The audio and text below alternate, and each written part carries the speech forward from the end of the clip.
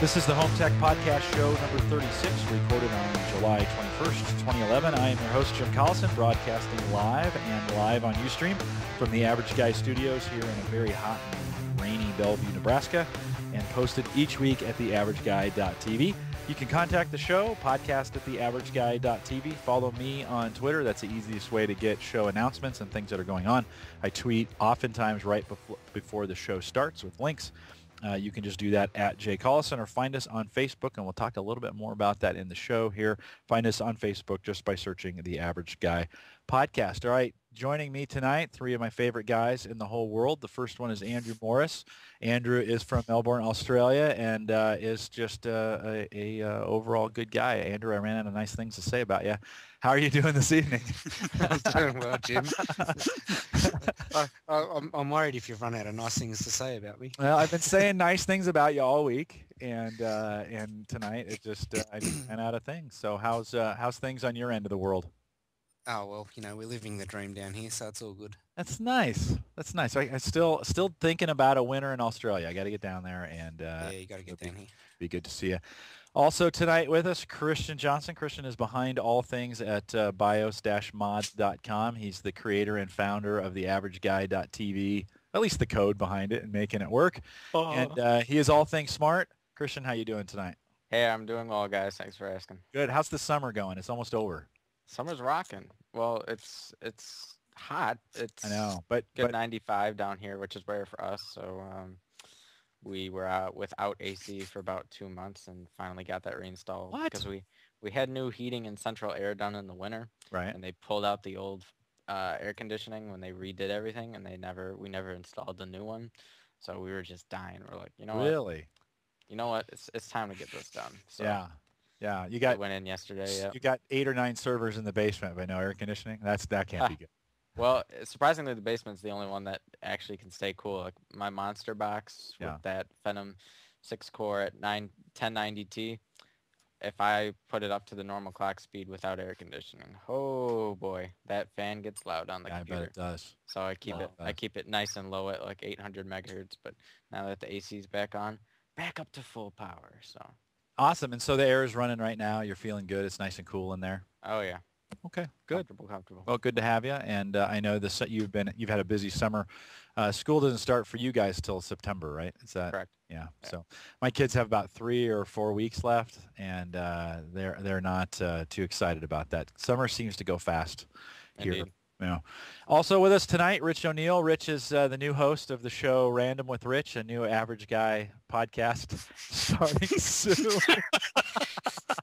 What are you talking about? Yes, of course. And what are we going to do this? We're gonna pull up the Twitter stream, and we're going to base all of our comments. We're just going to select random tweets, and we're going to have a cast of like 6 of us sitting around, and we're just going to call out whatever would come to our mind, right? It's going to be awesome. As soon as Google Plus gets a little more robust on the video side, I think that would be the right way to use Google Plus implementation. I've been real skeptical about going on Google Plus for the podcast just because, one, I think Skype's still a little bit better at this point. Interesting. We're showing the live video via Skype. I've done both.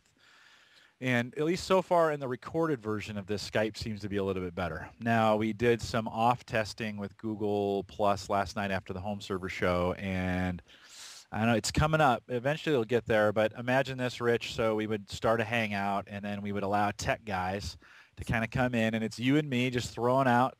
You are great at asking questions. And so I thought just you and me throwing out questions, and people can just talk about it. Yeah. We'll record it and throw it up on the site. What do you think? That could be pretty fun, actually. The more you talk about it, the more it sounds like a good idea. I think it's got some potential. Very low editing requirements. We would just said it's done. I might have to beep a few things. It needs to be an explicit categorization in iTunes as well. Well, for some of the people that I follow. Well, yeah, it'd be tough because I don't know. Well, anyways, it's we could take a pledge beforehand to try to not use too many cuss words. I could just bleep them out. I'm getting. Bleep them out. You have to bleep them. I'll have to figure that out. Rich, what's keeping you busy these days? Just work and I don't know. trying to hook up with my daughter whenever I can, so I can go visit my granddaughter. Those sorts of things. Good. As far as tech goes, yeah. I've been having a bit of a struggle with Windows Home Server 2011, and I think maybe my router's part of the problem. The UPnP, which I think UPnP is probably just a disaster on most routers. That's the thing that automatically sets your ports for you. When a program calls for a port to be open, UPnP on the router will say, okay, yeah, I'll open that for you. And so I've been trying to, one of the features about the new home server 2011 is the streaming ability right. based on Silverlight. Mm-hmm. So I logged in to try to check that out, and none of my media was populating the media library on that remote access page. Yeah, it was kind of strange. And, I don't want to talk too long about this, but I tried this and that and went around, and I was able to get it to work eventually, but it just seems really something between the software, 2011 software, and maybe my router. There's something going on there. So I've been trying to solve that, and, All right. see if I can But you're out on Windows Home Server 2011, giving that a shot. If folks want more information about that, they can pop over to the Home Server Show. That's just homeservershow.com. We do that podcast on Wednesday nights at 8:30 Central, and we talk about that. Dave and John and I spend some time around the home server, and so if you have some questions, Christian, any advice to Rich on his router there? Anything sound?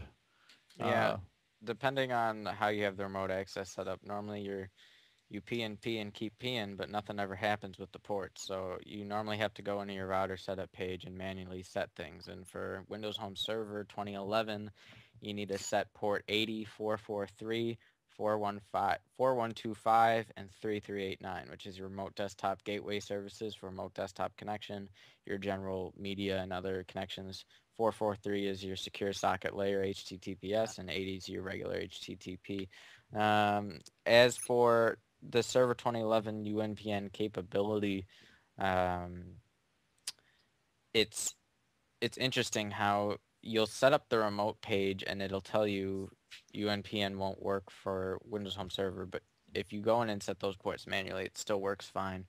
And I find it interesting how, like, the Verizon modem that we have that's doing the port forwarding, like Skype can forward all its UDPs within seconds right to the router, and home server can't pick it up. So UNPnP in general is a technology that is not really standardized, and different routers do it different ways, and different failures happen. It's a very hard issue to diagnose. Me at all.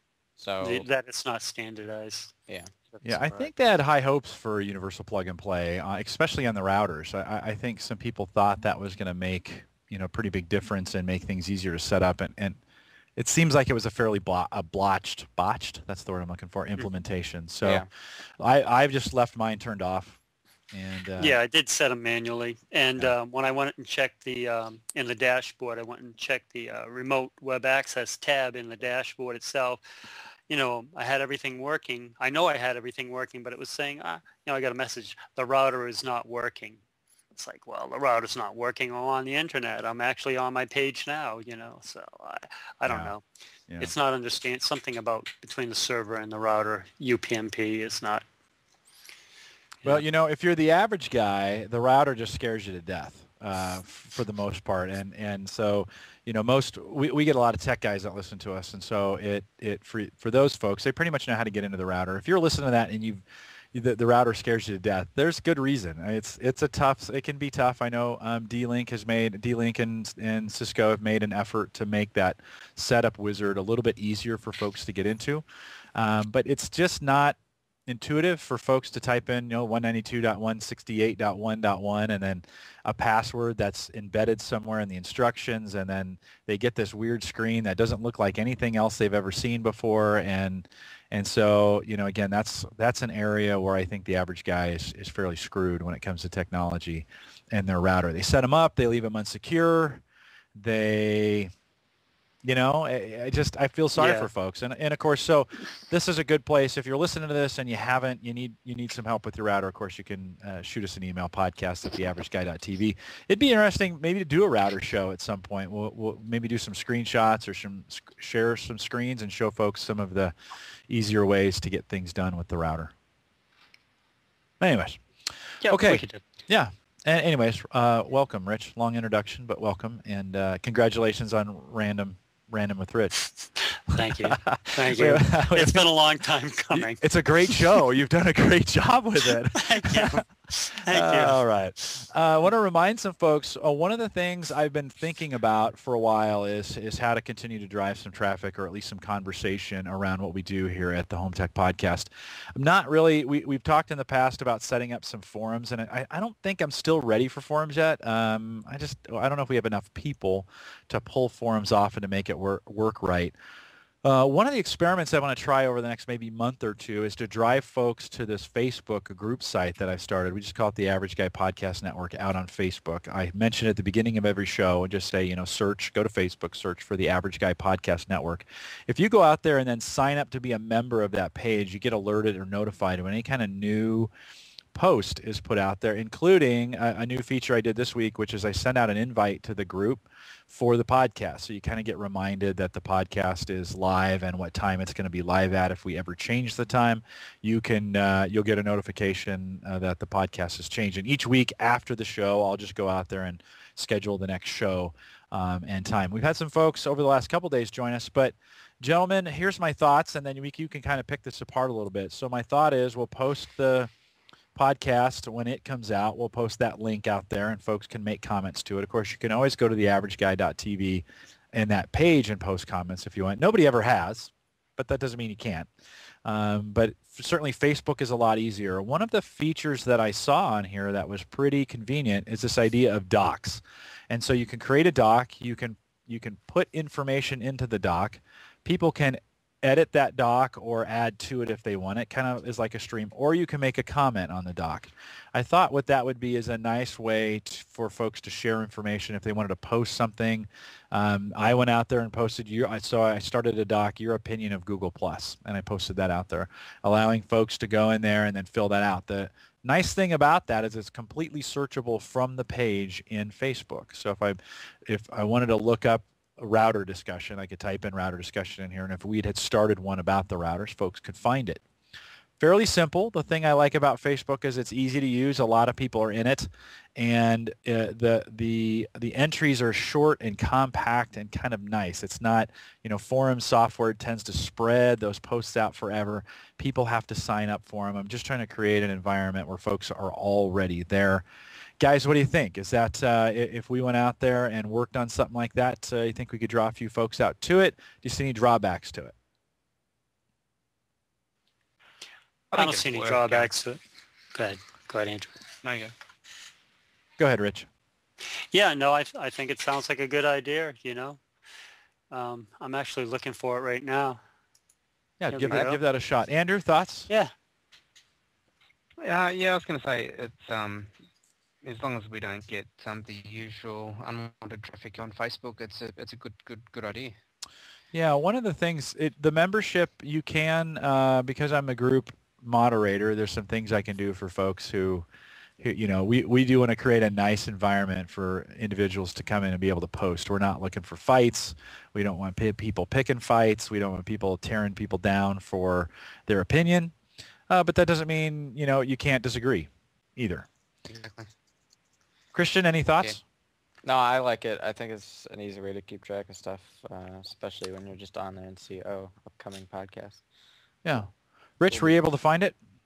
Yep, I got it. Yep. So pretty easy to find. When you go out to the group, the easiest way is just join it. It'll say join group, and you can click that, and I'll approve you in. And I'll pretty much approve anybody at this point who comes in. So, we've had good luck so far. I haven't had anybody get out of line in that. We'll moderate it, gentlemen. I'll want your help moderating that, especially Andrew and Christian there. But let's give it a shot. One of the thought was it's kind of a gateway drug into forums. I thought if we could build a nice community out here and get 200 or 300 group members, and we could get some a constant stream of forums going or posts going, we could maybe move that from here to Facebook into a full-fledged forums. And it might give us some ideas of what people are interested in talking about. If you got a question on something, you can post it out here, and folks will get notified if you're a group member. Folks will get notified when a new post is put in. So kind of acts like forums without all the necessary form setup. There is no organization. That's the bad part. But I think we won't have enough discussion to really need that quite yet. So give that a try. Head out, open Facebook. Hopefully you're on Facebook by now. Head out to Facebook, type in The Average Guy Podcast, and you'll find that. Join us, and then let's try this experiment. If it doesn't work, we'll just cut bait. It's not a big deal. No money invested. Nothing wrong with that. So give it a try. Nothing ventured, nothing gained. Yeah, absolutely. One other bit of news this week, I had spent a bunch of time around switching over the RSS feed, and this is for folks who download the podcast directly from the site or have set up a feed other than in iTunes. The old feed is still up and working, but over the next couple months, I want to work you off that. So if you use a manual feed for the podcast, and if you don't know what I'm talking about, you probably don't. But if you use a manual feed for the podcast, and you might want to go out to the site and grab the new one. It's under the Podomatic podcast section on the right-hand side. You'll see where it says RSS feed. Just grab that and put that into your reader. It will actually allow you, I opened that up so you can get all the posts. I was limiting you to 10 at a time, and you can get all, I've opened it up to 50, so you can go all the way back to podcast 1. This week I had Ken write in, and he said, "Hey guys, love the show. Just discovered the podcast and listened to every one available on iTunes." That's always a little scary, but that was 10 back. After all those episodes after 23, all that in 1 week. So 10 podcasts in 1 week. Ken, thanks for doing that. That's great. Anyway, he says, "I just got access to the music service called Spotify." We're going to talk about that here in a second. It just became available in the U.S. and would be a good topic for the show, so I thought I'd bring it in. Thanks for that, Ken. And this proves if you send me an email at podcast@theaverageguy.tv, I do read them. Also, he wanted a Google invite, and I shipped one off to him as well, so we got that running. And then he said, "Finally, is it possible to bulk download, or better yet, make available to iTunes episodes prior to 23? I had been limiting that to 10, like I'd said, and I blew that out to 50. So, Ken, you can go back out and download if you want. If you just started listening to the podcast and you wanted to go back, the RSS feed on the site now will take you all the way back to 1, and I've loaded all those shows on the site, so you can take a peek at that. We'll be moving away from Podomatic and moving completely onto the site for the hosting of the show. So a little bit of maintenance there. Christian, thanks for the code to get me started on that this week. That was always nice. I appreciate that. And this is how it works with Christian and I. It's great. So I have a really hard problem, and I say, "Christian, I have no idea what to do," right? So Christian throws some things at me, like rapid fire. "Here, take this, take that." And I say, "Okay, let me digest it," right? So then we hang up, and I look, and I try some things out, and I test some stuff, and I mess with the code, and I spent all day messing with it to where we got it right. But I really learned a lot on kind of how to do make that audio player work, and FTP the podcast up to the site. Now we have it working. I have it all documented. So Christian, thanks for doing that for me. Not a problem. It was good. So Spotify, guys, let's talk that came out this last week or 2 weeks ago. It may even be longer than that. I know it's in the news. And have either three of you gotten invites to Spotify yet? No, Anybody? I haven't. Rich, no. Christian? Nope. No. Andrew? No, not me yet. I'm not even sure what it is exactly. Well, let me back up a little bit. So Spotify is a music service that was popular in the UK. It's a lot like Rhapsody, a lot like Yahoo Music. It's a subscription service. We can say Zune. We should probably say it's a lot like the Zune subscription. It's a subscription music service that they do have a free version. They have a $4.99 version, and they have a $9.99 version. Go out to Spotify, Spotify, Spotify.com. The free version allows you unlimited access to any music you want. In fact, I was playing music before the show. I can I'll minimize that, and there's an ad out there. Boy, well, let's see if I can click that ad off. There we go. And so you can see out there, I'm kind of showing the player for Spotify now. It's a lot like iTunes in the way it looks, and the beauty of it though is you can, with the free version, you can search for and play thousands, millions of music tunes. You can't download them. You can't take them with you. It's only on your PC.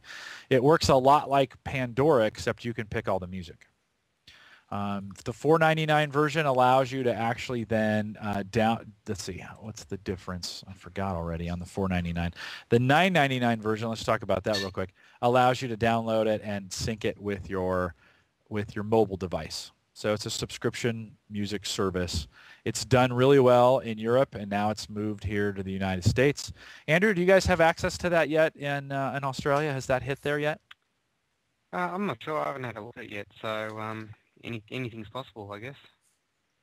It does. They're doing a subscription or a model, though, where at least here in the U.S., you have to get these invites to make it work. Have we heard that story somewhere before? Mm-hmm.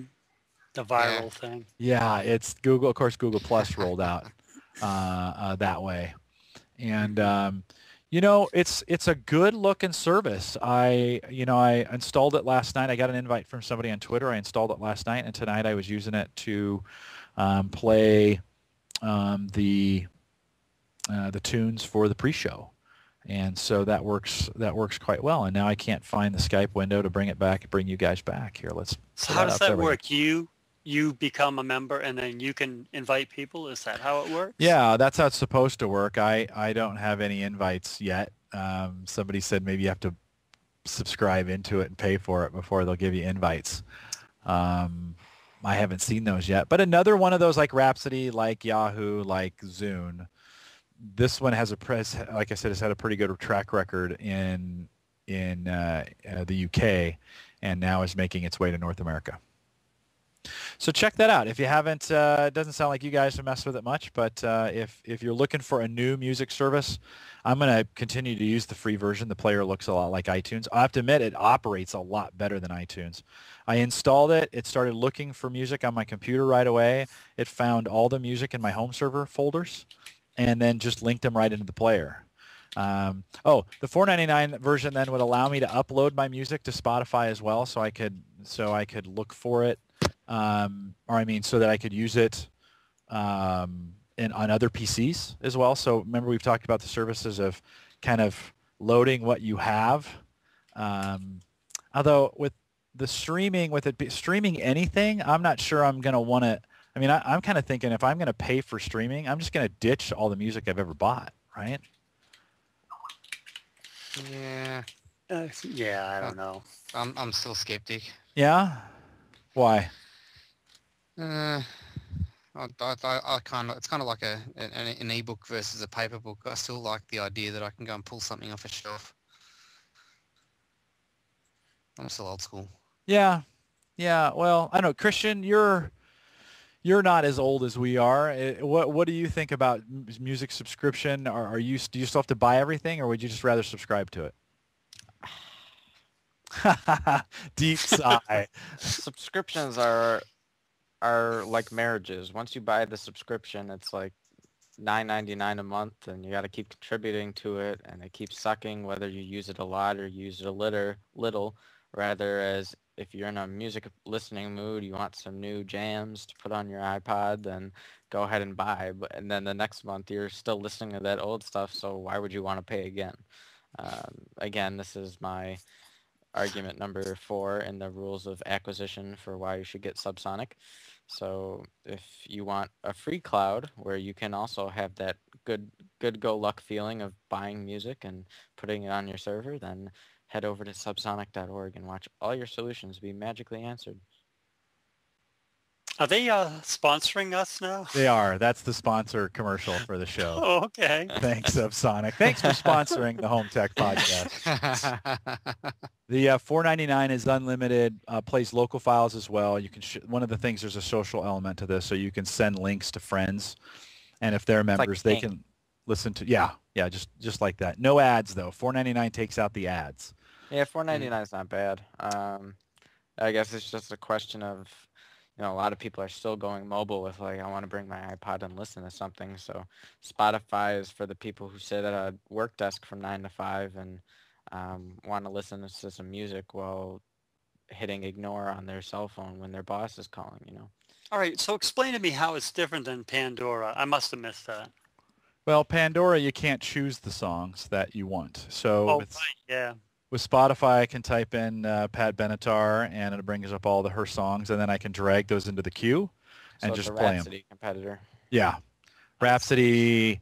Now, and the difference between this and the Zune player, of course, would be with Zune, you get 10 songs that you get to keep each month for your $14.99. So a little bit different twist there. Well, so 66% more of a price tag per month. Yeah.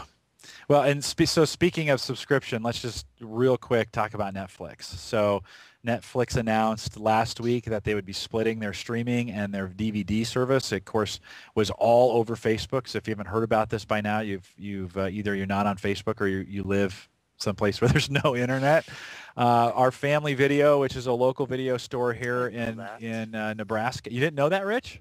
No, I didn't know they're actually splitting the service. I thought they were just like right now we get streaming and we get 2 DVDs, and I think we pay, I don't know, $14 or $15.99. Right. Well, so now they're gonna go ahead. Now they're gonna split that. So $8.99. No. Yes, $8 for DVDs, $8 for streaming. If you want both, $16.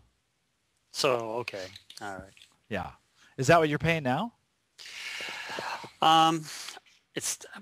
I think it's up to $15.99. And I'm not sure. How many DVDs do you get? Two. That? 2 at a time, and unlimited streaming, of course. Okay. So. All right.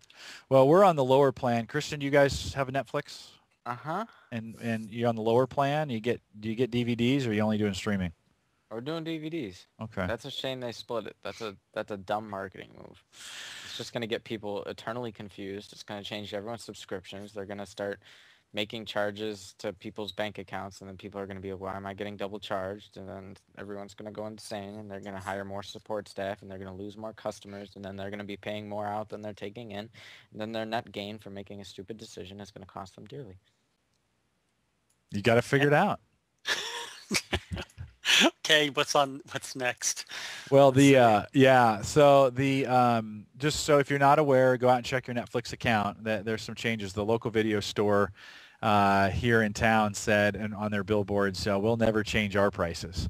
And so is, and that's not true, right? Eventually they will. But for our geeks here too, they are starting to add stuff to their instant queue. The Star Trek Next Generation seasons 1 through 7 is now an instant queue. So that's going to make a lot of geeks happy across the world.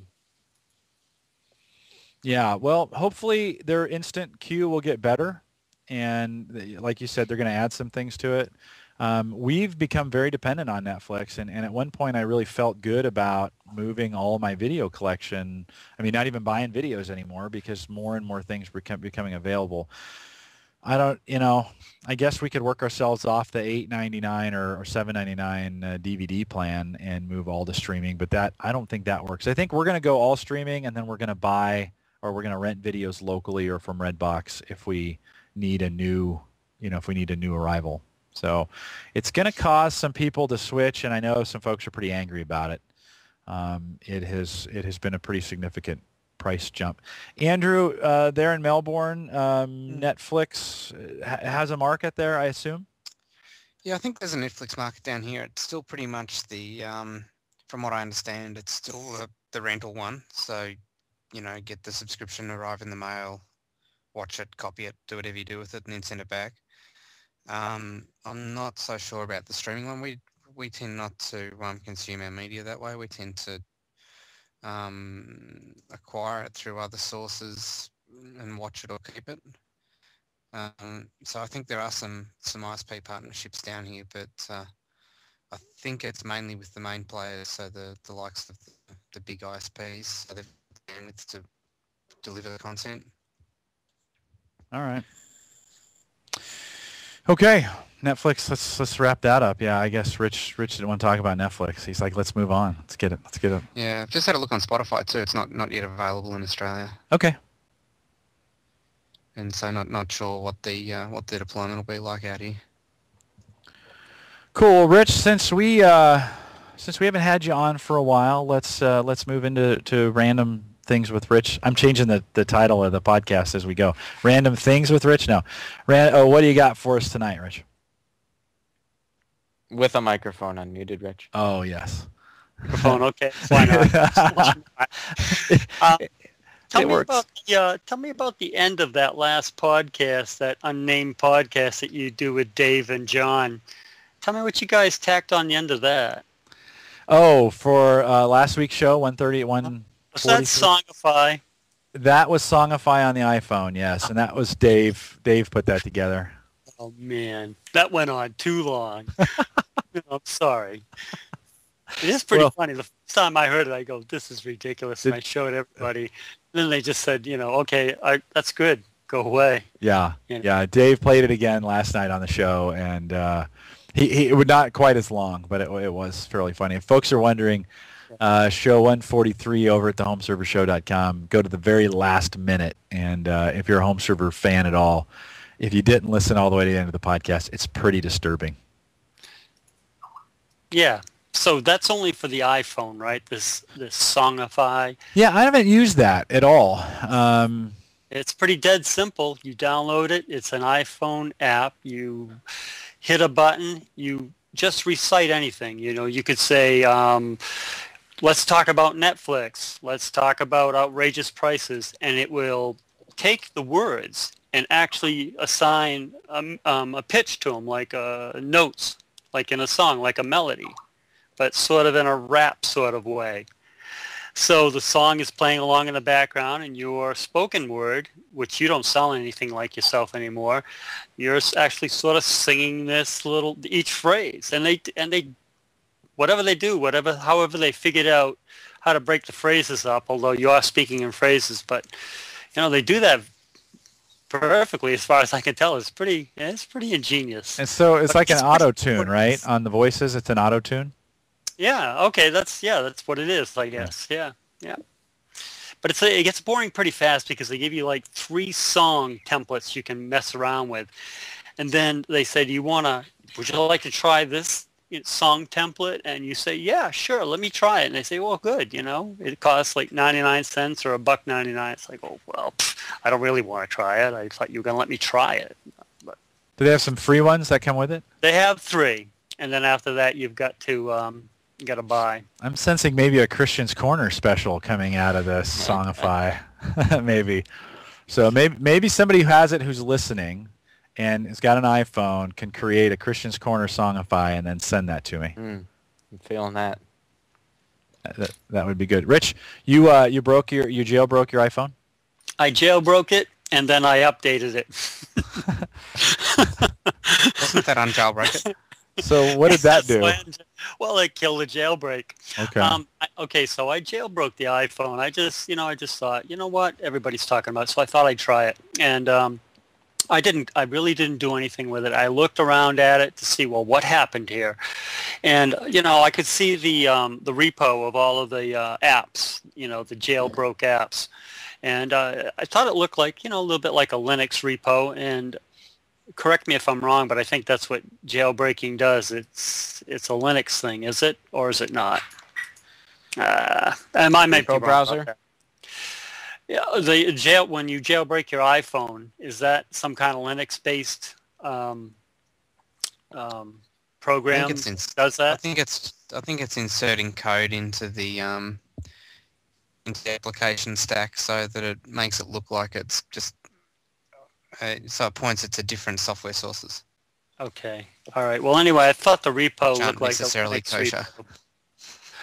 Yeah, well, that's the other thing too, right? So you don't really know what you're getting, maybe by word of mouth, or maybe you do a Google search, you might find something. There's some interesting things on there that you could do. You could do remote sync, wireless sync with your iTunes, I think. So you wouldn't have to actually physically connect your iPhone or your iPod to your USB connection to your PC. You could actually wirelessly sync. There's a lot of other things to do, but the first thing I noticed the next morning, I was driving to work and I was downloading something on the way so I could listen, and all of a sudden the phone locked up, and it locked up in a way. I mean, the phone's locked up once or twice before, but it locked up in a different way. And I thought, oh, geez, am I going to be able to get through the day without a phone? And it took about a minute, maybe a minute and a half before it released and actually went ahead and let me reboot. So, that's when I thought, I don't know what about this. Now, why'd you jailbreak? I mean, what was the motivation behind it? Just because you could? I knew I could. I knew I could jailbreak it, and I knew I could reset it. I actually, there's a situation that came up. It's a little bit of a story. I don't want to get too long into it, but basically, I thought maybe I got something on my iPhone that wasn't quite legit. It's a PDF, and if you look in the news about PDFs and iPhone, you'll see there's something going on there, a security thing going on there. So I got a PDF that I shouldn't. That looked suspicious to me, and I tried to open up this PDF, and it didn't open. It was from a legitimate source, but the person, when I called the person finally, they said, "Well, I never sent you that." So, anyway, that's the story. So I said, "Well, what am I going to do here?" And I looked around and I saw, well, you can restore your phone. You plug into your iTunes and you hit a backup, and then you say restore your phone, and it just installs the firmware, which basically breaks anything that was in there, and so if you were hacked, if that's possible, and I guess it is, but I don't know anybody that's been hacked, but so so I did that, and then I was thinking, well, you know what, this works great, because it worked fine. And I brought back all my music. That's a good thing to know. If you ever have to do that, it does work. So then I thought, well, people are always talking about breaking their iPhone, jailbreaking their iPhone. So I thought I'd try it. So I did. But, my first experience was that drive when it was locking up on me the next morning on the way to work. And so that kind of put me off a little bit, Not quite as glamorous, Rich, as it's made out to be. I don't really have a need for a lot of those things. Now, there's some cool things, like you can't just drag and drop any old file to put on your iPhone, right? Well, if you jailbreak your iPhone, you can download this one app anyway called Disk Aid. And when you do that, you can drag anything and drop it on there and use it like a USB thumb drive, right? So you can do that. So that's kind of interesting, Yeah. So anyway. Although I can do that on my Android phone without having to jailbreak that. You can. Yeah. Mm-hmm. Okay. Well, that's Apple's world. Everything is in a little box, and but and then I connected my iPhone to my PC, and I saw an update, and I says, oh yeah, well, go ahead and update, and then I was laughing at myself. Oh yeah, you just killed your jailbreak, but that's cool. I wasn't really doing anything with it. I just wanted to try it. So so it must be pretty easy to jailbreak that phone then. I mean, did you find that you just looked that up and did it? Yeah, it was real easy. I just used Cydia. Don't ask me how to spell it. It might be CYDIA. Not sure, but it begins with a C. It's either CI or CYDIA. You just go there. You run. Geez, Jim, I can't remember specifically, but you run the app, the Cydia app, and basically that's it. It reboots maybe at one time or so, and that's it. You're jailbroke. Now, nothing really looks different. You can still go to the iTunes store. You can still download apps, but it's jailbroke. So then you can start messing with different themes on your iPhone. You can do the wireless sync. You can do, extended notepads or whatever you need, or different maybe office suites that are available in their repo, and tons of different things you can do. But most of those things pretty much all those things I don't need. I just don't need. If I wanted them, I would definitely jailbreak, because you can't get them otherwise, So you're pretty content with the way it is without having to have it jailbroken. Yeah. Actually, I'm happy in the little Apple world, in my little Apple box. Yeah, and those 3GSs are fairly cheap at this point, right? I mean, you can get those for $50 or so. Yeah, actually, yeah. I did a trade with my daughter about maybe 4 or 5 months ago, and I took her 3GS that she had bought for like $70, and traded her for the iPhone 4, which I was up for a new phone, so I just traded it to her because I'm a great dad, I guess. I don't know why. So. You are a good guy. What's the temporary insanity? But, I didn't really care. And she was thrilled with it, so it was cool. Christian, any desire to move to the iPhone for you? Never. Oh, maybe, wow. Maybe Droid. Maybe Droid. Yeah. But iPhone, it's not that I hate it. It's cool. But I go starry-eyed when I see those Evo 3Ds with their dual cameras and their honeycomb and magical graphics, and it's just like, well, I've had some problems with my Android phone, not the audio video stuff not working well, and I don't know if I need to reset it or what. I use Beyond Pod to listen to podcasts, and I paid for that, and it only works about half the time. I have to sometimes reboot the phone to make it work, and that's one of the things I liked about my iPod Touch is it just always worked for podcasts. I know I've complained about that in the past, but... Well, what were you using for a podcatcher for your Touch? Just the embedded or whatever comes with... There was an application on it. I had a first gen Touch, and I can't remember what it was now. It just worked. And could you I'd sync it. No, I used the... That's because it was a Touch. Right. I used the Touch, and I would use the sync on it. And that was kind of inconvenient, so I thought it'd be better on the Android device, and it's been kind of spotty for me. I just want to get in the car and hit a button, and the podcasts come on. That's all I really want it to do, and I want it to track a few things. And I haven't had as good a luck with my Android and with Beyond Pod. Sometimes I have to uninstall it and reinstall it. Sometimes I have to edit the feed and delete the feed and re-add it. It's just kind of a pain. I just want that stupid thing to work. So yeah. Well, I'm using this iCatcher on my iPhone, and I love this thing. This thing works really well. One of the coolest things about it is that it has like a 1 point. I don't know if you can see. You probably can't see that. Very nice. It has a 1 point podcast, by the way. Yeah, I'm pimping the podcast. You know how you can speed up, you can run your audio back at like maybe 1.5 or 2 times. Right. Well, that's pretty impractical. 2 times is definitely impractical because who can you listen to? It sounds really fun. No, it's ridiculous. You can't even catch what they're saying. This one actually has a setting for 1.25, which is actually it's just right actually, because it's faster than, some people speak a little slow. I won't mention any names, not here tonight. And uh-oh, call out. I'm sure Jack will pick up on that one. Could be anybody. Yeah. Anybody we might know, right? But anyway, no, it's perfect. It speeds it up enough so that you can get through a podcast, an hour podcast, I don't know, whatever the math is, faster than an hour. So maybe you can listen to most of it on a drive to work or back or whatever. And you can understand what they're saying because if people are talking a little bit fast, even at 1.25 speed, it's still, audible, audible.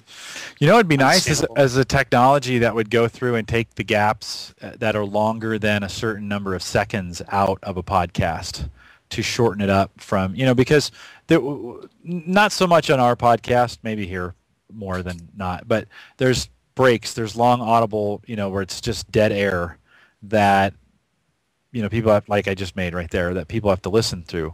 And if you shorten those up, it would shorten up the podcast duration by maybe 10 or 15%, which would give you the same effect of speeding it up to 1.25 or 1.5.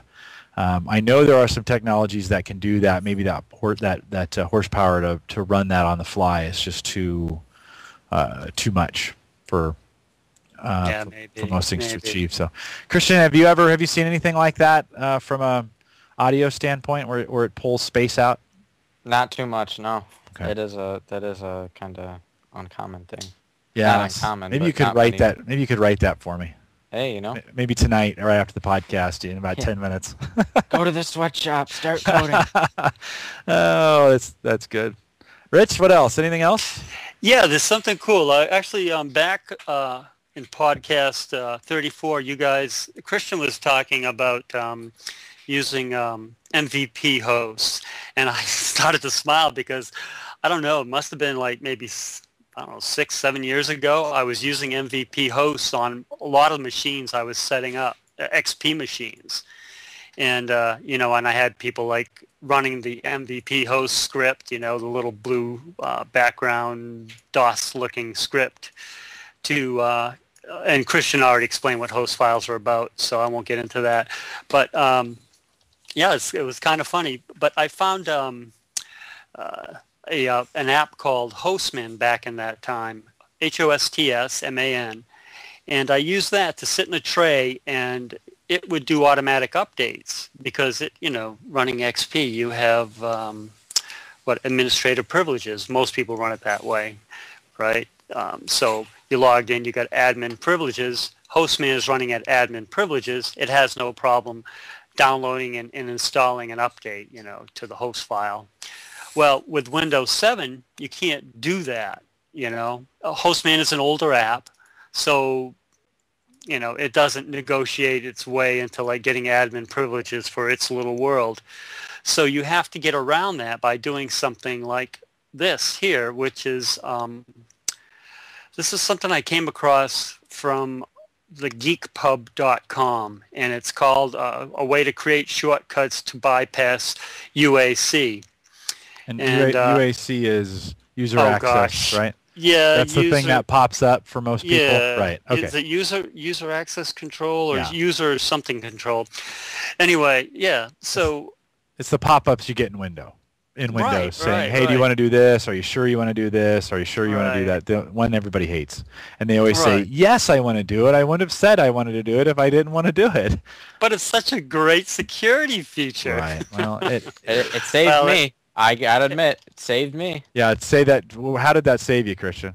I have never been in a process of getting a virus for almost 3 years now, and I just randomly, some strange ad came up, and I must have accidentally clicked it instead of closed out of it.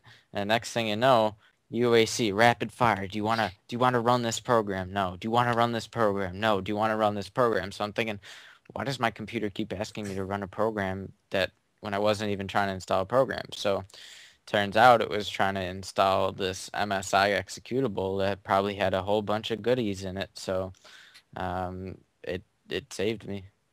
Cool. It gave me enough time to keep clicking no and to get rid of the virus before. Yeah, so Jim, you were saying, it's a pain in the neck. And Christian, you brought up a good point.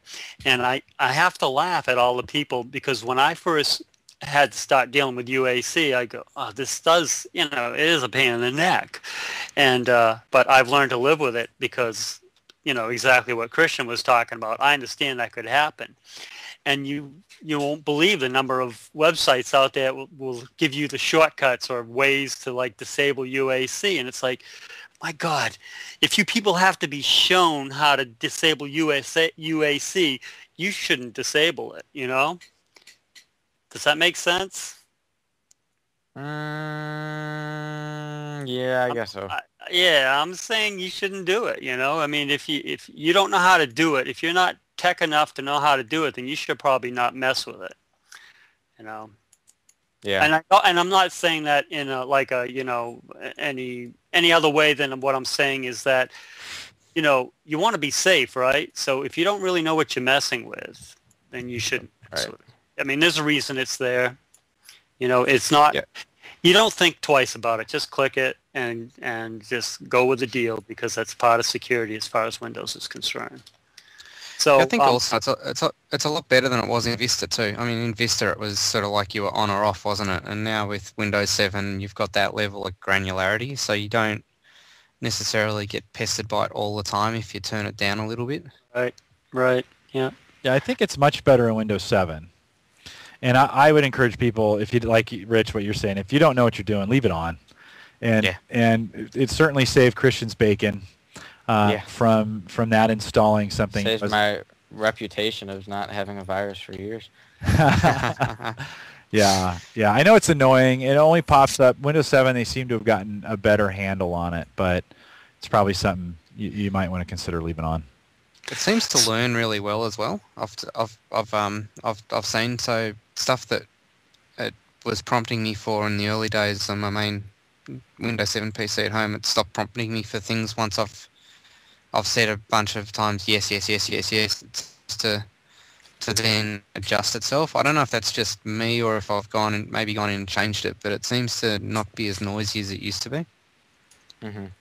Was that something they did in Service Pack 1, maybe, Christian? For UAC? Probably not. I don't think they did much with the actual UA. They didn't really change many features in Windows 7. It was mostly security-related updates and tweaks, and it was really a cumulative update pack of all the previous KB Windows updates, but I don't think they changed the functionality anyway. I don't know.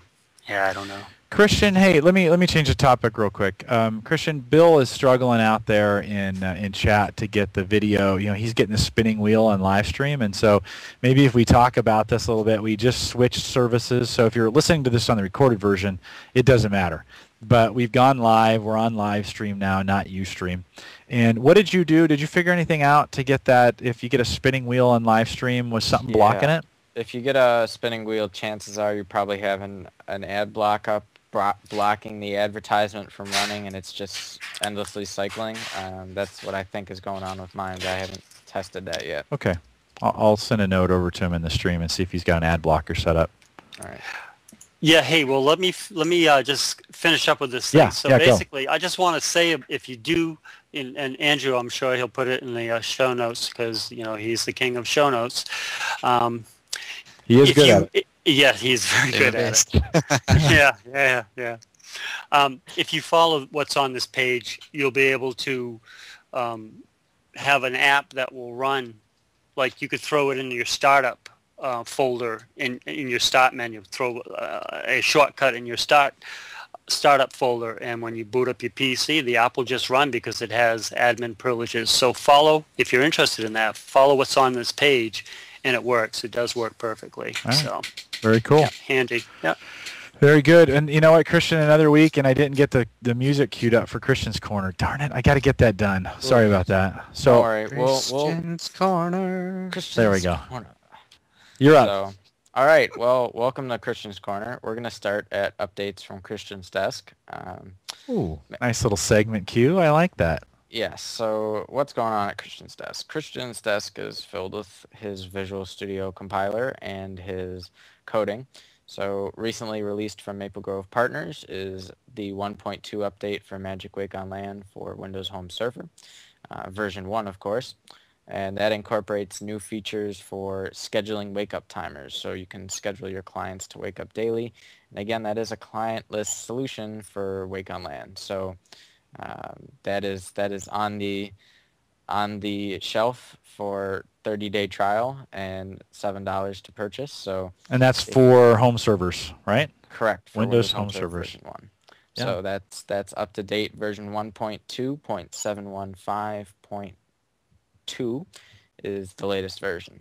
And also on the Christian, we pimped that fairly solidly for you last night on the Home Server show. I went back and played, and I was like, yeah, that's my Jim Collison. Yeah, John Zabin. Made sure we took care of you. It's my boys. And on the workbench right now is a Subsonic prototype player.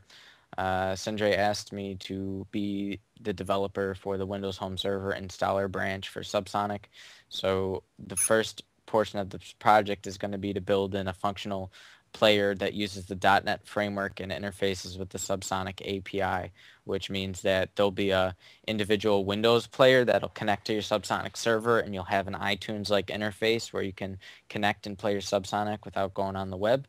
And then when that is finished, I'll have all the APIs already set and done for making that interface built into the home server console, which means in theory you could be jamming on Subsonic over your remote desktop consoles and clients. So that's in the works. So, I've been getting a lot of questions about Subsonic via Twitter, and when I say a lot, I mean a couple. But you're seeming through the show to be bringing out some Subsonic mojo, and so that's maybe something we can, if folks got questions about subsonic or stuff, they could drop that out there on the Facebook page, and we can get a little traffic going via Facebook. Yeah. So you got to get your dad on here, Christian, because I don't know if you know this, but Jim, I don't know, or Andrew, have you ever been to Christian's website for Subsonic? I was streaming I stream off right? a fair bit, actually. Yeah. Yeah, I was streaming Blu-ray, and it looked great. Really? From Christian's house. Yeah, his dad's like been, well, you know, he's tweaked the thing out as much as he can, you know. Yeah. Well, Gary's scheduled to come on next week, actually, Rich. So, Christian, why don't you pimp your dad a little bit to have some subsonic discussion ready to go? Sure. And we'll talk more about that. Cool. So that's on the workbench for development, and that wraps up what's on my desk. And moving on to deal of the week. You know, this is something that I don't really buy because I don't really have the need for it, but a lot of people are shopping for them. A lot of people are not getting good results. They're returning the products. It's laptop cooling pads, and generally they're hard to buy. And if you read reviews online, you'll see all sorts of things like the rubber feet fall off within 24 hours. The cooling pad actually makes the computer hotter and not cooler. Just a lot of weird stuff. So if you look around on Newegg, you'll see there's a cooling pad by Vantech, and that's the highest rated one they have. And there is no 5-star rated cooling pad on Newegg. You know, Newegg has 0 through 5 egg review system where users can comment in on their products that they've purchased. And there was no 5-star rated egg for a cooling pad where there was more than a couple votes. You know, we're talking north of 100 votes. So this cooling pad, the Antec, it's called the Antec Unbeatable Notebook Cooler 200. Really looks like a nice deal. It's a bit on the pricey side. It's around $55, but you know, it meets the most needs for the most people. Some of them, like the Cool Master on Newegg, it's really nice. It keeps things cool, but it's huge, and it's very impractical to bring with you in a backpack or take with you in your laptop. So this is kind of a nice size. It isn't flimsy and cheapo. So that is something that it's a very interesting deal of the week because it's not a deal price-wise, it's a deal quality assurance-wise, because I think a lot of people are getting these laptop cooling pads and it's just not doing anything for them. They come with bad accessories, short USB cords, the power bricks don't always work. It's just a very flimsy product that, you know, they can be very helpful for your laptop, but if you don't get the right one, it's just doing you more harm than good. So check that out. It's on Amazon right now. You can't really buy it through Newegg. So take a look at that. Go ahead, Jim. Hey, Christian. So Bill piped in and said, hey, do you think, because he's having trouble connecting to the show right now, all right, live, and he says, and this is funny, he said, ask Christian if he thinks the host file hack in Christian's Corner might be the issue. Yep, tell him that's what it is. Yeah. Tell him if he runs the MVPS batch command to turn it back off, it'll be fine, and then he can turn it back on when the show is done. That's funny. Yeah. Yeah, we'll check back in and That's the first thing see. I've heard, though, that it's prevent from using services before. It's the first time I've heard actually block a service from running. That is kind of interesting. So if you followed Christian's Corner last week, that was last week we talked about that, right? I believe so, yeah. And you might have some trouble listening to the show. All right, speed tip of the week. Vroom. So it's not like I'm going to make your PC faster this week. It's like I'm going to make your life easier. So everyone's hopping on an IE9. Not everyone. No, I'm just kidding. It's still a pretty small user base, but it's consistently growing. And one of the things it's grown a bunch, actually. I was looking at some numbers from our corporate website, and it's making surprising jumps each month in usage. So it is getting out there, and I've got it on all my machines at this point. Yeah. So it's making it a quick entry out there for sure. Mm-hmm. And one of the things that all the other browsers have that IE9 still doesn't have is a native spell check tool. So if you head over to tweaks.com, it'll be included in the show notes. There is there's a spell check add-in called IE Spell, quite simple, but it's a very clean, stripped tool that, you know, gives you your spell check. And there's also another one called Speckie, Speckie, And that's what adds your familiar Office Word red squiggly line when there's a spelling mistake on the page. So I just thought those were interesting because I know if I go on Chrome, I feel the safety of being able to go to a Russian website and have it automatically translated and tell me all the words it translated wrong and spell check. So I just think it's kind of neat. And hopefully it will be something that's incorporated by the time we get around to IE10. So and it's considered an unofficial add-in, but from what I've heard, it's a very clean and streamlined utility and add-on. So go ahead and check that out. Christian, do you think it's really going to take till IE10 to get spell check in the browser? Well, if they haven't done it for the first 9 versions, who knows how much longer. It's never had spell check? I don't believe so. Not a native spell check application. I mean, go back through IE7 and IE8. I don't think it has it. Really? I thought it was in 8, but they took it out in 9. Rich, don't give it away. So you think it's coming? I thought that was, maybe that's my mistake, and we can get some clarification on that. I thought it was in all the way up until 8, and then 9 broke it, and that they were trying to bring it back. But that seems crazy. That's another reason not. I mean, I only use IE9 for my corporate email, and then everything else is in Chrome. Mm-hmm. Yeah. And that's kind of my life. I was slow to put IE9 on our home PCs. I told you guys a story. Sarah not uninstalled it, but basically hid all the icons for it on every PC she uses. She's a Firefox user. And so when I went to go to the PCs, I'm like, hey, where's Internet Explorer? She's like, oh, no, you can't get to IE. And I had no idea she was that adamant against it.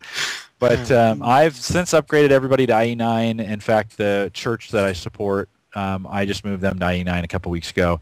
It seems stable enough at this point to use, although without the spell check, and I forgot that was missing. That's kind of a royal pain. Yeah. Yeah, for sure. So cool. News you can use. News you can use. Google is making... Not yet, Rich. Hold on. Not yet, Rich. Christian's got one more thing. Hold on. There's news you can use. I'll cue you in for the outtake. Go. All right, so here we go. News you can use. Google is... So we get all this great news-packed Twitter update, Google News, everything with Google Plus. Everyone's going after it like demons and wolves, looking for good meat, and they're thinking Google Plus is their good meat for social networking.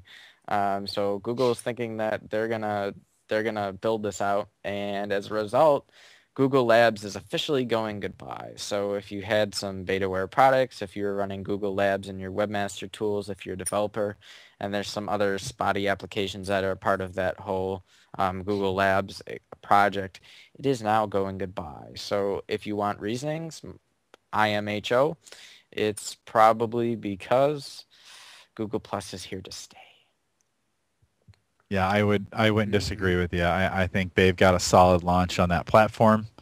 And my video just froze up. Speaking of a solid launch on a platform, I guess Skype doesn't have a solid launch. I'm making a funny face. That's great. Yeah, Christian, I think you're right. I think Google Plus is around to stay. Although right now it's 97% tech guys, and the other 3%, I don't even know why they're there. Yep. Yeah. All right, let me see if I can get I think that's going to be interesting too. I think some of the products or some of the items that they're going to drop may prove a little damaging. Some of the things that they're going to drop Google Toolbar for Firefox. I think things like that, and some of the add-ons that come out of labs are just awesome. So you'd hope that some of the lab options in, say, Gmail and Google Calendar, you'd hope that they'll get merged into the mainstream product. Yeah, they probably will. I mean, I can't imagine they'd abandon that stuff. But as for the name Google Labs, farewell. Goodbye and gone. One of the things on Google Plus that's been interesting is I thought I was waiting for the circles to run out of steam. So I was getting a few people, those circle invites that you get on there. I was kind of waiting for that to run low, and then I thought, okay, it's reached its course. It's actually picking up speed for me at this point now. So I'm getting more and more folks a day who are not asking, but that tells me, right? It gives me the option, hey, this person put you in their circle. Do you want to put them in yours? And so I really do think that's gonna get big. It's gonna get pretty big pretty fast. All right, let's wrap up Christian's Corner. Rich, I know you have you got a special ready. Hold that up to your microphone and let her rip. There you go. That's good. That's good. I like it. A little musify. What do you call that? Musicify? Rich, you're hired. What is it? Songify. You're hired, Rich. You're hired. All right. Yeah. I wrote that in about 5 seconds. I like it. And did you muted and then spoke that in there? I muted it. Yeah, you saw me and I was talking away. Just you're saying hired, Christian's Rich. Corner a couple of times and get Rich, your geek on. I'll get you the lyrics and we'll be in business. All right, man. That's awesome. Right here on the Home Tech Podcast. Yeah. More than just a tech podcast. Yeah. Andrew, what do you got for us today? Okay. So a couple of things in the Google Plus thread. There's a service that I found via Normal TV a couple of days ago where you can create an RSS feed for your Google Plus profile. So if you're like me and you find that it scrolls just that little bit too fast, you can then consume it in an RSS feeder. So the Google Plus ID is still currently a SID, so it's a great big long string of numbers, and so you basically go to this site, you put in, it's plusfeed.appspot.com / then your Google Plus ID, and that'll then let you put that into your RSS feeder of choice and consume it through a browser or whatever you use for reading your RSS feeds. How does it handle the circles? I haven't seen how it handles circles yet. I think it's more about what comes up in your personal stream. Okay. So I think if you have a circle that publishes into your stream, then it'll still capture it. So it's your full screen, no circle restrictions on it. It's you can basically so when I'm really interested in hearing what you guys have to say, I go to my tech guys. I have a tech guy circle, so I click on that and it just limits what you guys are doing. And it's really how I find the Hangouts, because I don't want to hang out with the public for the most part. I want to hang out with you guys. So I can use that tech guy circle. But that RSS feed grabs the whole stream. Is that right, Andrew? Yeah. So what they say is that they capture the user ID stream. So I guess that means it captures everything at this stage. All right. I think it's something that Google will probably build on. So I think it's just a matter of time before you can you can take up a feed based on what's happening in any part of your stream. Who's got the loud mouse? Yeah, come on. Who is that? Is that you, Andrew? That's something. Oh, is that Rich? Is that I guess so. Let me do it again. Yeah, do it again. Yeah, that's you. That's making the noise? Wow.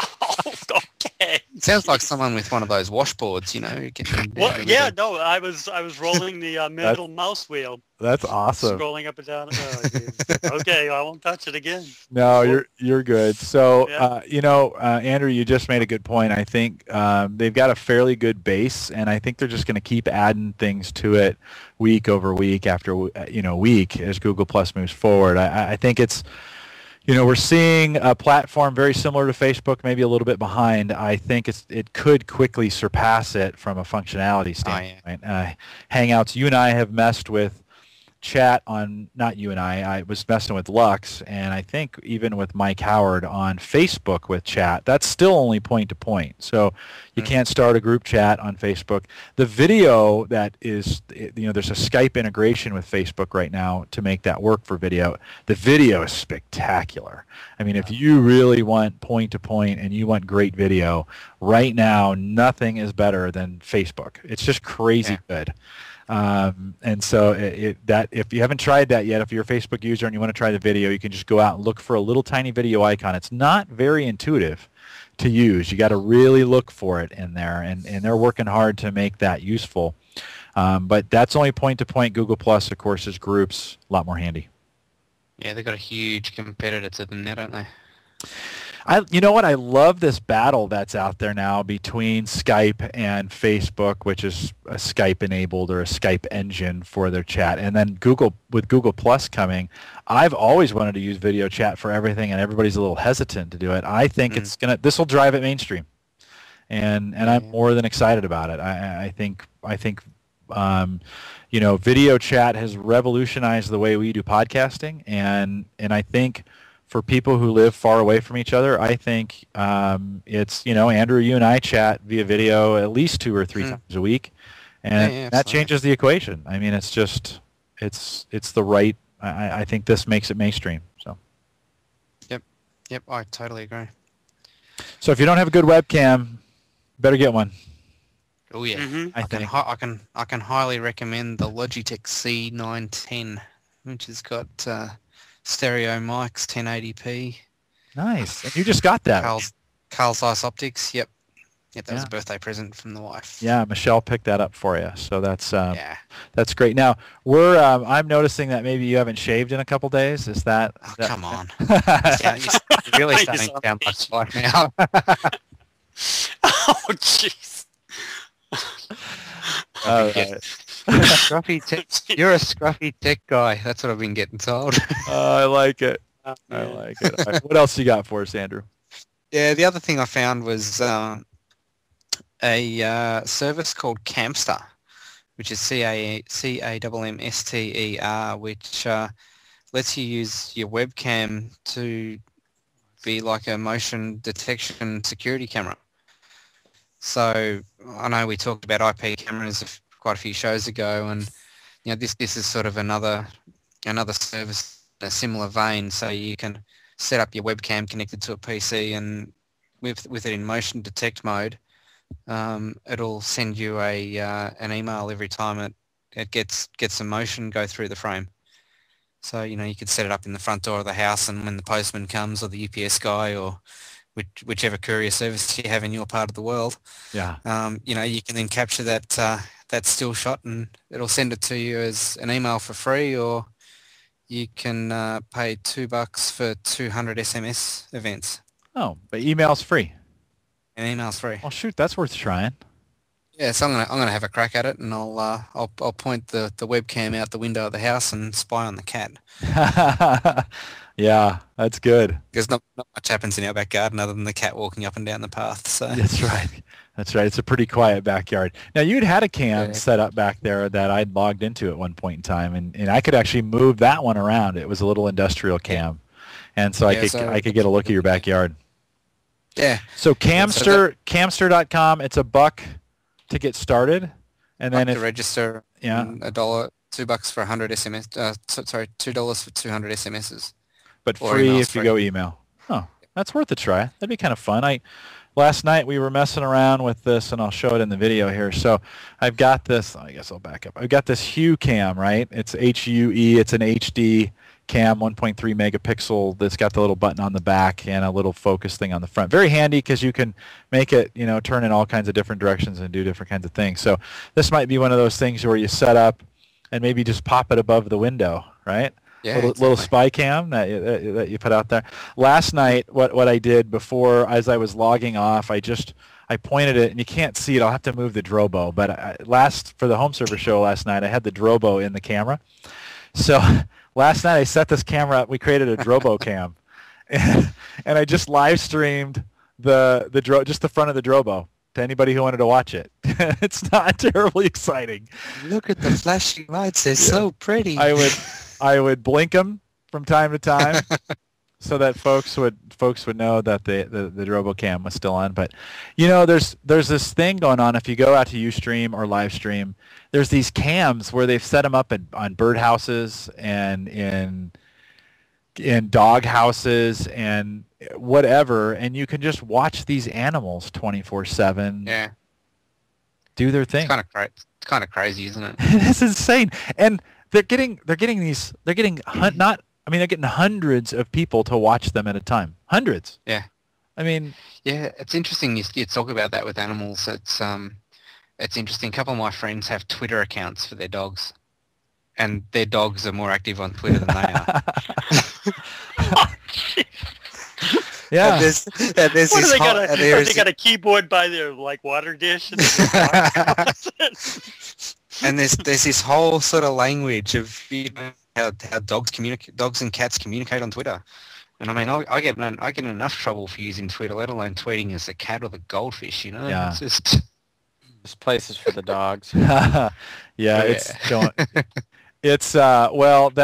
seems to be if you go out and troll Ustream or Livestream or Justin.tv, some of the more popular, and I think this got started. There was a group that was using IP cameras to monitor eagle and eagle nesting because it's really important. Some eagles are endangered species, and so they were trying to learn kind of how that habitat worked and how they could help it better, and so they put these webcams on them, and they found out people were very interested in just watching these birds just in their everyday environment. And so more and more people have begun to set up these animal cams, especially for wild animals, to kind of see how they, for I guess those folks that don't get out of the basement often, to go out and post that. So if you're, I guess if you're bored and you got time to burn and you're not podcasting all week, you can go out and check out one of those animal cams and give it a try. Christian, anything in your anything at your house worth putting a cam on and monitoring all day? Oh, geez. Well, there's nothing creeping and crawling, so unless you want to watch the fascinating array of lights and LEDs I have in my Beast, I have green LEDs. Beast cam. I have green LEDs, orange LEDs, blue LEDs, red fan LEDs, and maybe we should do a HP Media Smart light show and just rotate the light show in and out. So I like it. One of the features of live stream that we haven't really messed with yet, we're going to do this video over the next couple months and make sure we can get this part right and it's working well, is I can actually grab cameras from, say Rich would be streaming his desktop on live stream, wouldn't have to be out into the world. He could just, the camera, the screen capture could be on. I can grab that here locally and feed that into a queue.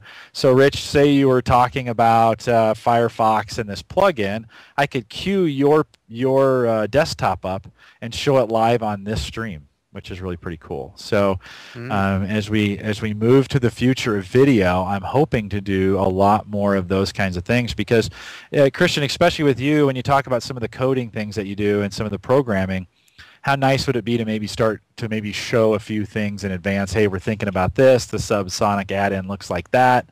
And just be able to cut over to the camera feed and be able to show that right in the live stream. That'd be kind of cool. Yeah, that's one of the reasons actually this Hue camera that I bought. One of the reasons I wanted to try it was to put it on the table like this. Let's see. Hold on, let me get it right. There we go.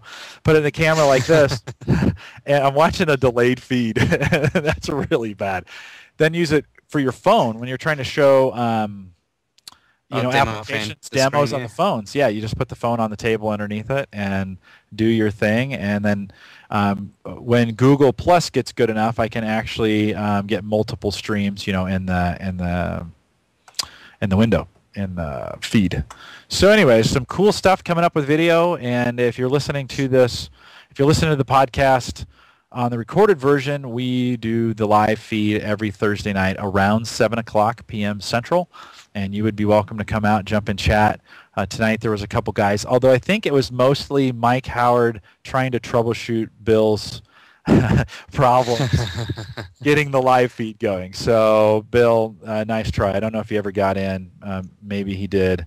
And installing Christian's hack from last week might have not set him up for success for the show. You guys have to troubleshoot that. Alrighty. In the off season, I'll remind folks if they want to, if they've got questions, comments, anything they would like to get to us, and we do appreciate your feedback to us. You can send us a email, podcast@theaverageguy.tv, and if it's good, we'll read it on the show. Ken, thanks for sending us your email this week, and I appreciate your feedback on that. Let's jump on to Facebook, guys. We'll have to be a little active with that to kind of prime the pump. So. Christian and Andrew, Rich, you'd be welcome to jump out there and let's try and let's just try it. And if it doesn't work, we'll just kill it. But jump in there, search for the Average Guy Podcast on Facebook, and jump in. I will allow you in, and then we can try to use that as some quick forms. I would be most interested in some comments, not just on questions that you have, but how we use that, because I do like that Facebook format. It's not another thing you have to sign up for, right? In most forums, you got to get another username and password or sync that with something, and so I'd be interested to see, can we make Facebook work for us and make this work. Other than that, gentlemen, thanks for coming in tonight. Andrew, good to have you. And I know your Friday is, you're midway through your Friday and the weekend is almost here, so have a great weekend and get out and enjoy some nice weather that you're having. Absolutely. Same to everyone else. If you're part of the world, it's a cracking weekend. Go out and enjoy it. Yeah, absolutely. Christian, thanks for jumping in tonight, and I know you're enjoying summer, and we expect some more things from you.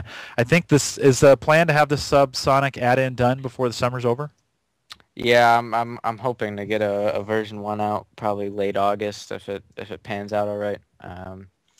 Player's gonna come before the add-ins, so. Very cool. Rich, so that's something you're gonna try? Definitely. I can't get away from Christian's Corner, right? Yeah, you're the new. No. Of course, I'm going to try it. Yeah, I'm looking forward to it. Good, Rich. Good having you out tonight, and appreciate you coming in. And we'll get you rescheduled as soon as we're done here. We'll get rescheduled for the next one, and I appreciate you coming out and being a part of the podcast. Yep, sure, great. All right, guys, this will wrap up another Home Tech podcast, and we'll do it all again next Thursday, 7 p.m. Central. You guys have a good night, and we'll see you next week. Thanks, guys. Good night. Good night, guys.